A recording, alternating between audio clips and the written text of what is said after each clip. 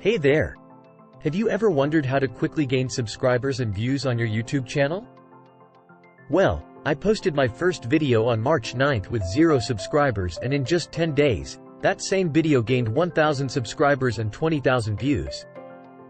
And the best part, no outside promotions or other bigger channels for views. How did I do it? Well, it all came down to investing a lot of time into one video with a huge focus on quality. But let me give you some stats before the video triggered the YouTube algorithm. The first 48 hours, the click-through rate for the video was 12.5% with just 8 impressions, and an average view duration of 3 minutes and 56 seconds. On the third day, the impressions increased to 5,000, and a click-through rate hovering around 9.2% with the average view duration normalizing at 2 minutes or 40% of total video time. But what about viewer satisfaction? Well, YouTube sends out surveys to understand viewer satisfaction with the video they just watched. While we'll hack this information from YouTube at a later date, it's safe to use these 3 other indicators to gauge what the service course will look like. The views to like ratio, the views to comment ratio, and the views to subscriber ratio. For our video, the first 3 days with 470 views, the likes to view ratio was 1 to 10, the comment to view ratio was 1 to 20, and we managed to add 34 subscribers, or 1 subscriber for every 13.8 views. These numbers are well beyond the typical average range mentioned, and in some instances, 10x them out. But the question is, how is this all done? Well, in this video, I wanted to share my entire production process in the hopes of shedding some light into how you can replicate this for your channel. When we think about creating a video, we need to ensure that we are creating it from the lens of the viewer and in the same sequence that the viewer experiences watching the video. And with that, the thumbnail and title always come first. Thumbnails and titles are 2 different opportunities to hook your viewer in. And for me, I like to make sure that they don't repeat each other but complement one another. We're sharing parts of the story to lead the viewer with the highest level of entry. And speaking of intrigue, what is considered intriguing? How do I know this is going to lead the viewer wanting to find out more? The answer is simple. We look at things that already work and level them up.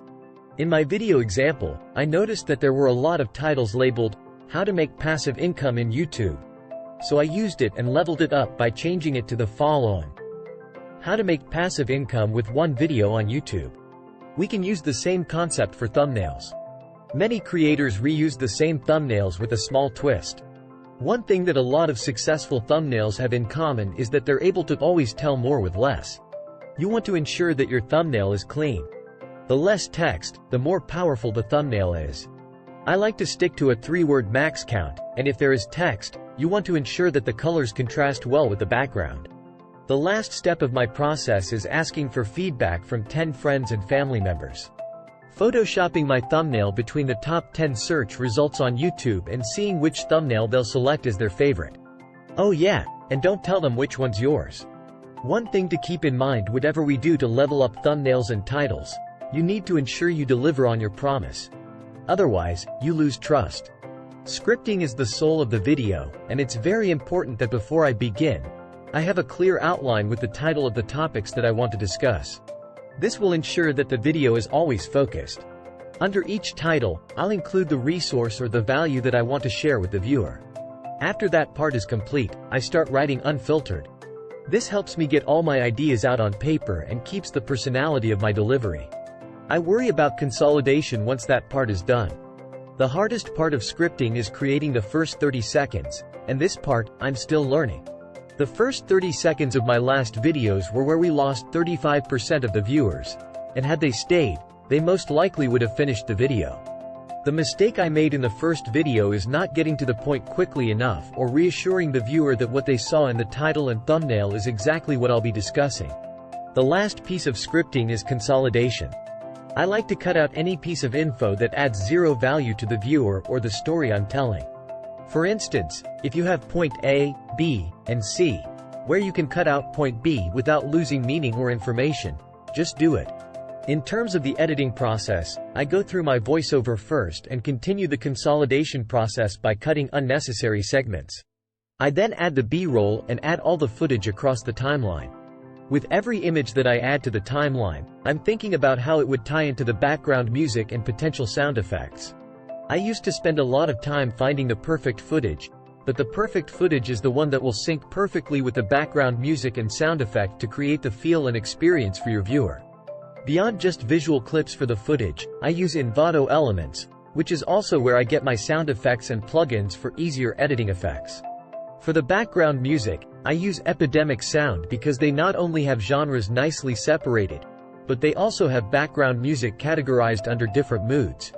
And this is critical to enhance the feel of your video to match the experience you want your viewer to have. In a well-crafted video, you don't want your viewer to just leave with more information, but you want them to also leave with feeling something, and that will make your content more memorable. Once you have that final version of your video created and you're ready to post that submit button, wait, because the last step is showing this video to the same 5 to 10 people. And as creepy as it might sound, watch them watching your video and document at which points they get distracted or lose interest, because that's your cue to go back and figure out ways to improve those sections.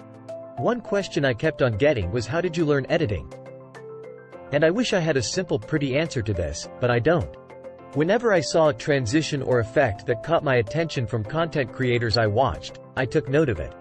I went back to look up how to do such and such transition on Final Cut Pro. I always found what I was looking for, but it took a lot of time and practice to get to this point. And everything that is worthwhile will take time, effort, and failures to learn from. So, I hope you found this video helpful. Thanks for watching, and don't forget to subscribe to the channel.